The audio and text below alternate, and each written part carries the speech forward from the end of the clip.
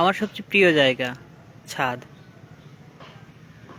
যখন আমার সময় কাটে না তখন ছাদে এসে বসি। আমি একা আর ছাদ, খুব আনন্দের জায়গা এটা। তো আপনাদের মাঝে কিছু জিনিস শেয়ার করতে চাই। আমাদের সবারই কিছু কিছু ভুল হয়, কিছু কিছু ভুলে আমরা পড়ে রই। আমরা সবচেয়ে বেশি দেখা যায় সম্পর্কের বেলা উদাসীনতা দেখাই।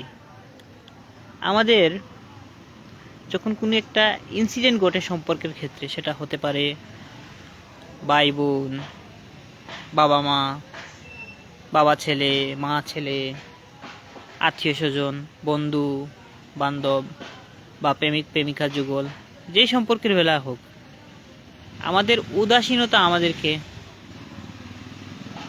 আটকে দেয়। আমরা আমাদের যে ভুলগুলি শুধরাতে চাই না, কেউ কাউকে সুযোগ দেই না।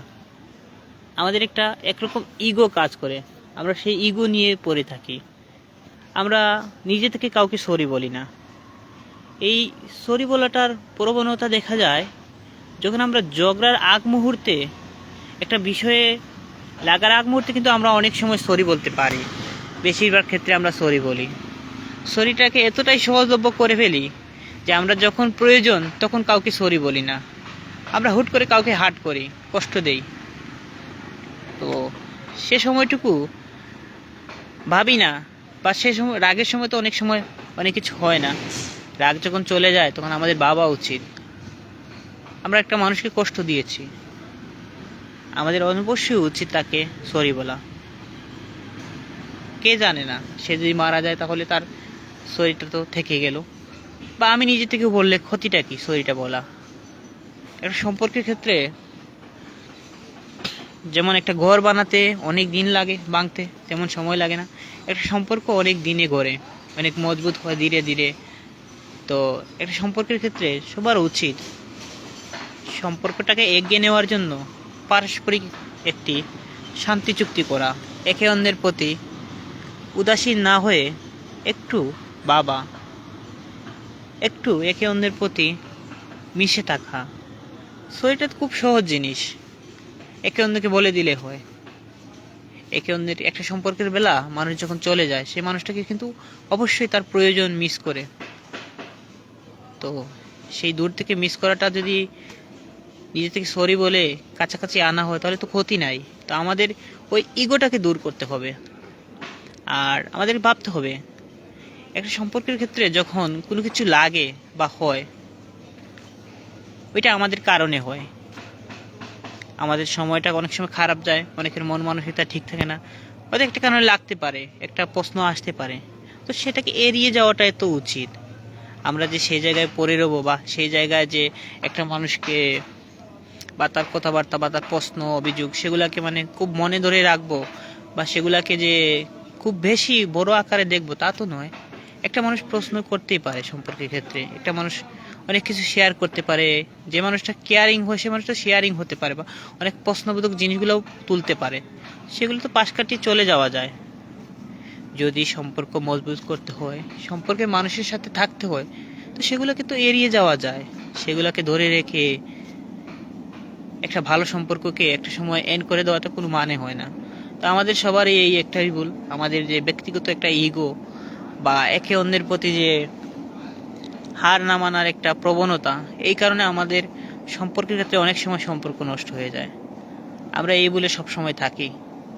আমাদের আসলে এই ভুলগুলো থেকে উত্তরণ হওয়া উচিত। আমি দেখেছি আমার অনেক বন্ধুদের সাথে বা অনেকের সাথে, আমাদের পরিবার বলেন বা আমাদের বন্ধুদের পরিবার বলেন, যেখানে দেখি আমাদের ইগোটা বেশি কাজ করে। ছোটদের হোক বড়দের হোক, মানে আমরা নত স্বীকার করি না। আমরা নিজে থেকে একটা মানুষকে, যে মানুষটা আমাকে সবসময় সরি বলে, তখন তাকে আমার তো সরি বলাটা উচিত। বাস যে মানুষটাকে আমাকে সবসময় প্রয়োজন, সে মানুষটার কাছে তো আমার যাওয়া প্রয়োজন। সে মানুষটা আমাকে মিস করতেছে বা আমি তাকে করতেছি, তো উভয়ের ক্ষেত্রে তো এই জিনিসটা হলো যে কথা বলে নিলেই তো উচিত। সব কিছু সমাধান, এগুলো মনে ধরে রাখা দূরত্ব রাখা, হুট করে বদলে যাওয়া, এসব আসলে আমাদের সম্পর্কের ক্ষেত্রে বা আমাদের মানবিক দিক দিয়ে আমাদের কিন্তু অনেক ক্ষতি সাধন করে। আমরা নিজেরাও জানি না, আমাদের নিজের অজান্তে অনেক ক্ষতি সাধন করে ফেলি। আমরা হয়তো একটা জায়গা থেকে আরেকটা জায়গায় যাই, নতুন জায়গায় গিয়ে নতুন কিছু পাই, কিন্তু যে জায়গাটা আমরা সৃষ্টি করি অনেক কষ্টে অনেক সময়ে, সেই জায়গাটা কিন্তু আর পাওয়া যায় না। প্রতিটা জিনিস, প্রতিটা ক্ষেত্র বিশেষণ আলাদা। তো আমাদের উচিত সম্পর্কের ক্ষেত্রে যত্নশীল হওয়া, সম্পর্কিত মানুষগুলাকে ছাড় দেওয়া, যত্ন নেওয়া। হয়তো হতে পারে সম্পর্কের ক্ষেত্রে অনেক টুকটাক মান অভিমান, টুকটাক কথাবার্তা হতে পারে, তো সেগুলাকে এড়িয়ে যাওয়া। ওদের আগের মাথায় অনেক কিছু হয়, তো একটা সময় নিজেকে ফিল করা বা নিজেকে নিজের বিবেকের আয়নায় দাঁড় করিয়ে দেওয়া, আমি কি যেটা করছি সেটা কি ভালো না মন্দ, আমি একটা মানুষকে কষ্ট দিয়েছি সেটা কি ভালো না মন্দ। তো ওইগুলা দেখলে, রিয়েলাইজ করলে দেখা যায় যে একটা সময় সব ঠিক হয়ে যায়। আমরা আসলে ইগো থেকে যতদিন ধরে সরে আসতে পারতেছি না, আমরা কখনো কিন্তু কোনো সম্পর্কে টিকে থাকতে পারবো না। হয়তো আমাদের দেখা যাবে যে এই সম্পর্ক থেকে আরেকটা সম্পর্ক সুন্দর হচ্ছে, অনেক ভালো, সেই সম্পর্কটা আমাকে বেশি প্রশ্ন করে না, বেশি কিছু বলে না। তো কিছু কিছু সম্পর্কে আছে যারা নেকামু বা চালাকি টাইপের, তাদের বেলা হয়তো তারা কিছু বলে না, সম্পর্কের প্রশ্ন করে না বা বিভিন্ন জিনিস এড়িয়ে চলে, তারা নেকামু আর চালাকিতে অভ্যস্ত। আর যারা নেকামু আর চালাকি মানে জিনিসটা জানে না বা পারে না, তাদের ক্ষেত্রে হয়ে যায় একটু ভিন্ন।